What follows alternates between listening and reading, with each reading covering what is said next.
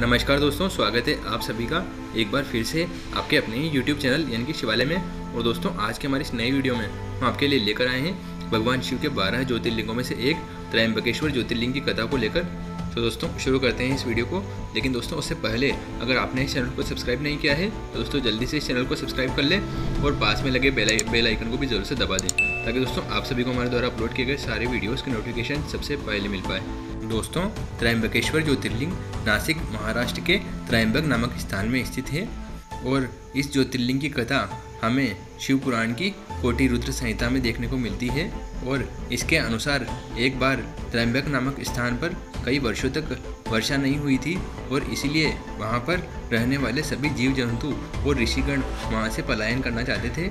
लेकिन तभी वहाँ पर गौतम ऋषि ने 6 महीने तक वरुण देव की तपस्या कर उन्हें प्रसन्न कर लिया और उन्होंने बदले में वर्षा करने की मांग की। तभी वरुण देव ने उन्हें बताया कि वे विधि के विधान के विरुद्ध जाकर वर्षा नहीं कर सकते, लेकिन वे गौतम ऋषि की सहायता के लिए एक अक्षय जल का भंडार स्थापित कर सकते हैं जो कि कभी भी खत्म ना हो।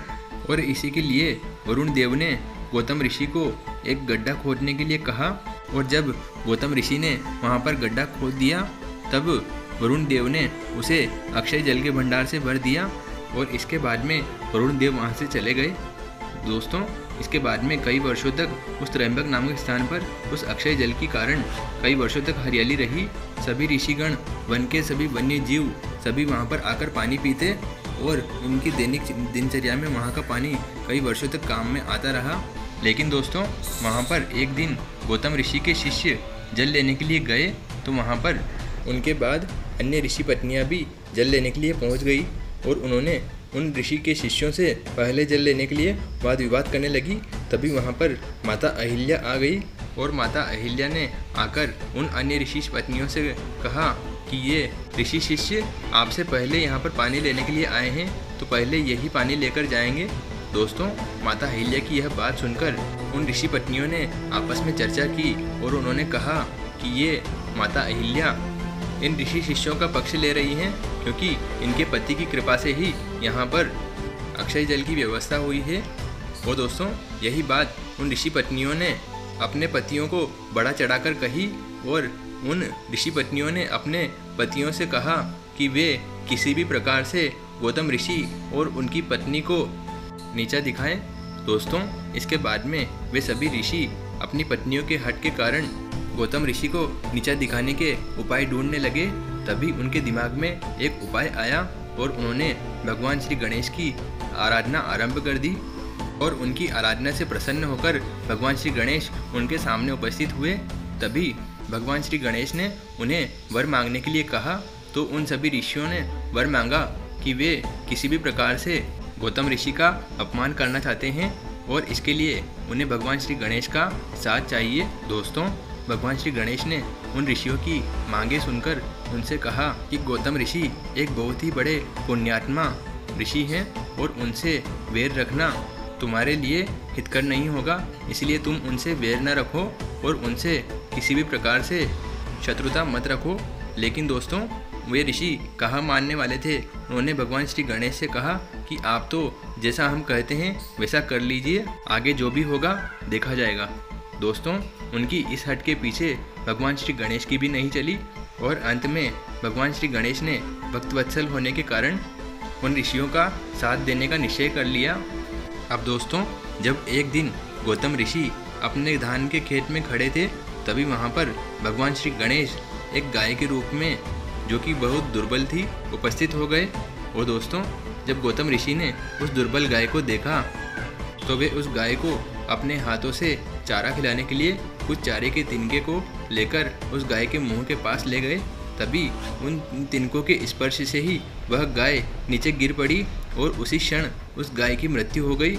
और उस गाय की मृत्यु होते ही वहाँ पर जो ऋषिगण छिपे हुए खड़े थे वे सभी बाहर आ गए और उन्होंने गौतम ऋषि के ऊपर उस गाय की हत्या का पाप मढ़ दिया और उन्हें कहा कि वे इस त्रयंबक नामक स्थान को छोड़कर यहाँ से कई दूर चले जाएं और साथ ही साथ यह भी कहने लगे कि अगर हम तुम्हारा मुख प्रतिदिन देखेंगे तो हमारे पितृगण और देवता हमसे यज्ञ हवन आदि ग्रहण नहीं करेंगे, इसलिए तुम यहाँ से चले जाओ।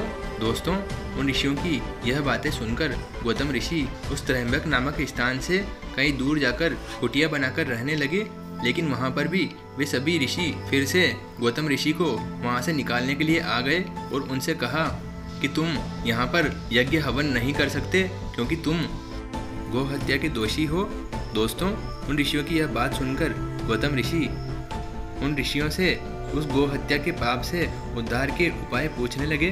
तभी उन ऋषियों ने उनसे कहा कि अगर तुम वास्तव में अपना पाप से उद्धार चाहते हो तो तुम अपने पाप को प्रकट करते हुए इस पृथ्वी की 3 परिक्रमाएं करो और उसके बाद में 1 महीने तक व्रत रखो और फिर वापस यहाँ पर लौटकर ब्रह्मगिरी पर्वत की 100 बार परिक्रमाएं करो, तभी जाकर तुम्हारी इस पाप से मुक्ति होगी।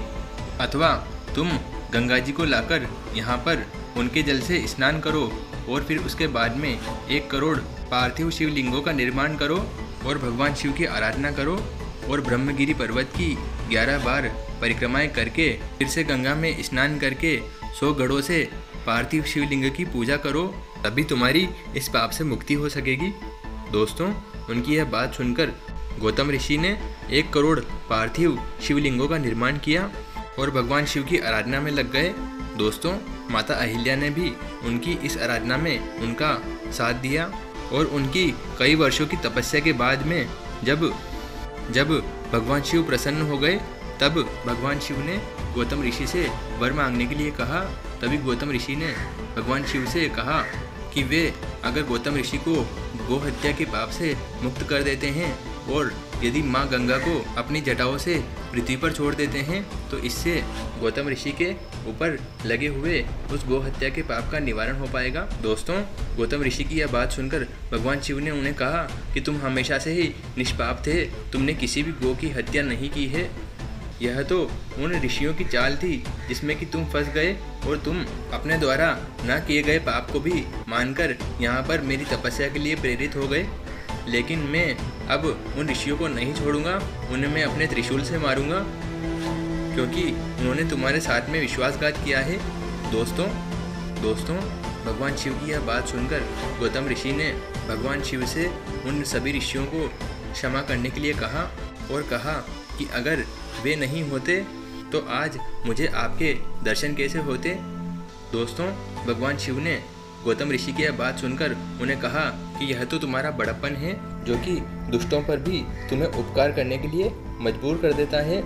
दोस्तों इसके बाद में भगवान शिव ने अपनी जटाओं से गंगा को पृथ्वी पर आने की आज्ञा दी। तभी माँ गंगा ने कहा कि मैं पृथ्वी पर तभी आऊँगी जब भगवान शिव इस स्थान पर अपने पूरे परिवार के साथ इस पार्थिव लिंग में निवास करेंगे।